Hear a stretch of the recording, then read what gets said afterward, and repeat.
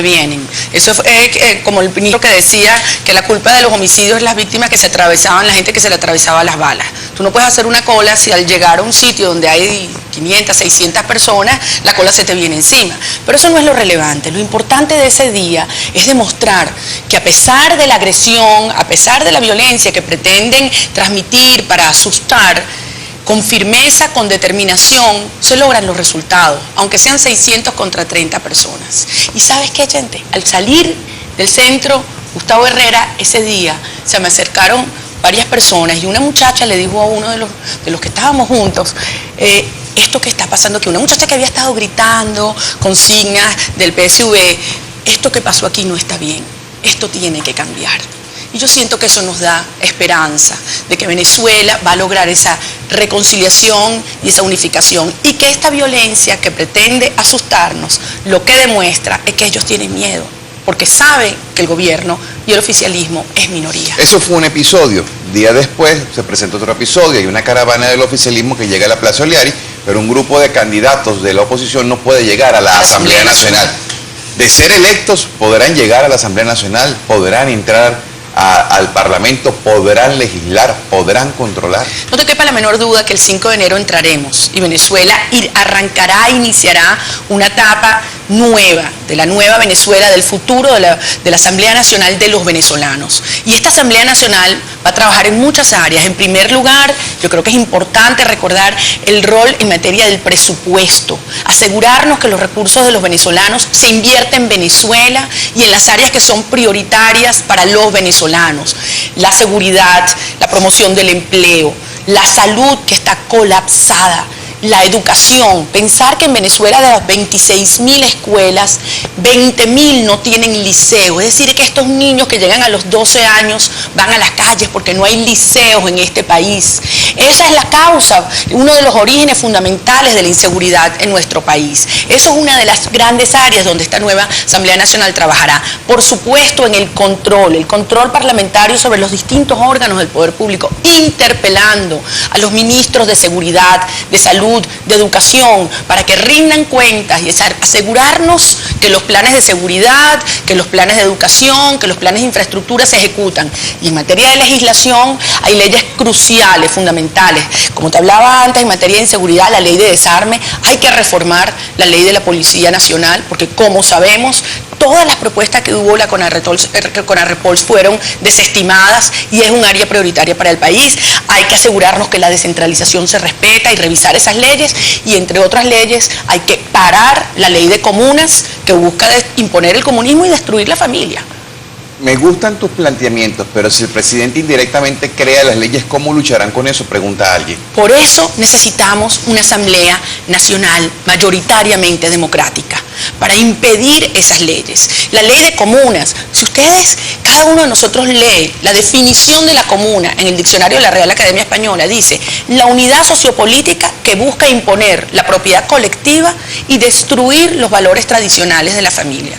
Oye, a confesión de parte, relevo de pruebas. Busca atacar la familia, porque el comunismo ataca la religión, la familia, la propiedad, los medios de comunicación, todo lo que genera la capacidad de producción y autónoma, independiente del individuo. Entonces, esas leyes buscan imponer ese modelo y vamos a impedirlo, y para eso necesitamos una asamblea mayoritariamente democrática y el apoyo de todos los ciudadanos cuando estemos en la Asamblea Nacional. Sabes que siempre hay escépticos al tema, que ya no creen en promesas. ¿Cómo los convencerás de ir a votar? Yo siento que la inmensa mayoría de los venezolanos está claro que esta elección entre comunismo y democracia requiere de la participación de todos. Estamos claros que tenemos un Consejo Nacional Electoral a favor y parcializado por el oficialismo. Aquí nadie se chupa el dedo.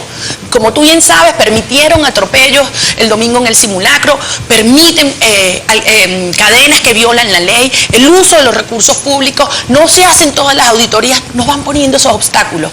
Pero los venezolanos hemos aprendido a diferenciar entre la desconfianza en el CNE y la confianza en el voto como institución, y cómo podemos, con organización y formación, superar estos obstáculos. Un aspecto en concreto, ¿qué harían si llegan a ser mayoría en la Asamblea Nacional para ponerle un parado a las cadenas?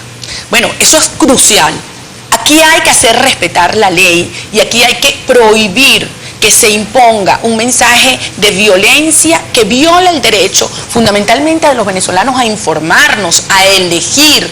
El presidente de la República y cualquier funcionario público, en caso de emergencia, tiene que tener la potestad de difundir un mensaje masivamente, pero no puede a su antojo utilizar el tiempo y los hogares venezolanos abusando de la manera que se ha hecho en los últimos tiempos. En el primer semestre de este año, el promedio de cadenas estuvo en 3 horas, de alocuciones presidenciales, perdón, en 3 horas diarias. Esto no pasa en ningún país del mundo. Esto es un atropello y esto es un abuso, y eso tiene que limitarse. Yo pienso que la prioridad de la Asamblea Nacional debe ser adaptar las leyes existentes a la Constitución. ¿Será factible? Pero por supuesto, desde el punto de vista legal, la meta, el norte, la guía es el respeto a la Constitución. Y sabemos que muchas de estas leyes socialistas, comunistas de los últimos meses violan la Constitución y tenemos que hacer que, como bien decía quien nos escuchaba, respeten los derechos y las prácticas democráticas que la Constitución establece. Caracas no es Venezuela, orienten sus políticas al resto del país y tendremos éxitos en los cambios. Evidentemente María Corina es una candidata en Miranda, pero este eco del que expresa María Corina se está manifestando en el resto del país. El resto de los candidatos que quieren presentar algo distinto a Venezuela están en sintonía con el país. Lo maravilloso del momento que vivimos es que por un lado tú tienes una propuesta personalista que concentra el poder, que plantea una sola voz, un solo pensamiento. Por parte de la Unidad Democrática tú tienes un colectivo, son liderazgos provenientes de todos los sectores, del sector gremial, del sector sindical, del movimiento estudiantil, de las organizaciones de base, de los partidos políticos, cada uno con sus ideas, con su propuesta, pero tenemos en común estos valores y estamos trabajando juntos. Y yo como independiente me he sentido profundamente honrada al tenerle el apoyo de todas estas organizaciones políticas y nos estamos apoyando unos a otros en todos los rincones del país. Una pregunta concreta por una respuesta concreta. ¿Qué leyes que estimulen la libertad y la iniciativa económica respaldaría usted?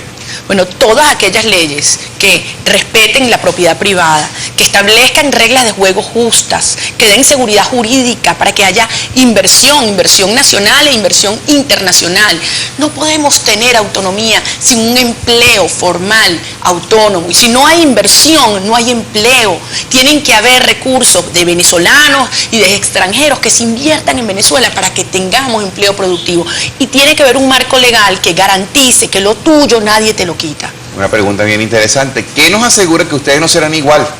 ¿Cuánto tiempo se proponen para dar resultados?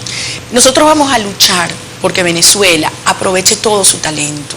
Yo siento como mamá esa misma angustia. ¿Hasta cuándo? Cuando nos dice el presidente de la República que en 20 años van a resolver el problema de seguridad, como me decía una mamá en Santa Cruz del Este, me dice, bueno, en 20 años estaremos todos muertos al paso que vamos.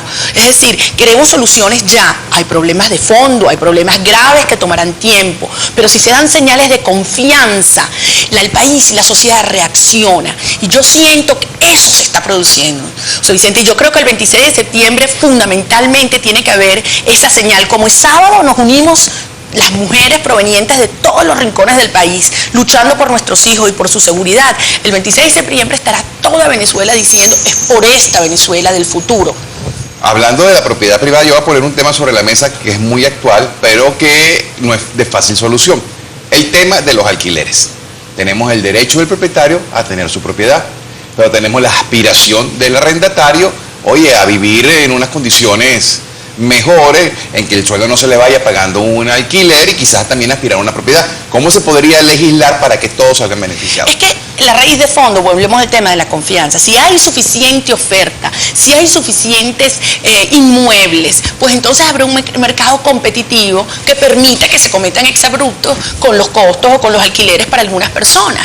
Pero si tú no le das garantía a quienes invierten de que nadie se le va a quitar sus cosas, pues la gente no invertirá y entonces cada vez hay menos y menos apartamentos en alquiler. Y lo mismo ocurre con otras leyes. Mira, tú me preguntabas por leyes concretas. Si hay una ley que ha destruido, que ha afectado y que va a hacerle mucho daño al país, es la ley de tierras. Una ley que busca, además, no solamente viola la propiedad privada, sino que además destruye la capacidad productiva del país. Cuando hablábamos de casos concretos, conocí una muchacha en Lara, Miriam Polanco, con una finca de 69 hectáreas, la compraron su papá y su mamá hace 20 años, se la compraron a Lian, todos los papeles en regla, es una madre soltera con 2 hijos, vive de eso. Hace 2 semanas el INTI la sacó a patadas. una mujer, como te digo, joven, 32 años, que vive de eso y que trabaja. Es decir, va contra todo a quien que produce. Se me acabó el tiempo. 30 segundos para decirme, ¿a qué hay que tenerle miedo? Hay que tenerle miedo al comunismo, hay que tenerle miedo a la violencia, hay que tenerle miedo al odio. Pero como decía Gandhi, la violencia es el miedo a los ideales de los demás. Por eso ellos están actuando con violencia. Y hay que tenerle miedo a la indiferencia. Por eso los venezolanos vamos a participar con conciencia del momento histórico y de la responsabilidad personal que cada uno tiene. Muchísimas gracias, María Corina Machado, por habernos acompañado en la mañana de hoy. Nos vamos a la pausa y venimos con más de Primera Página.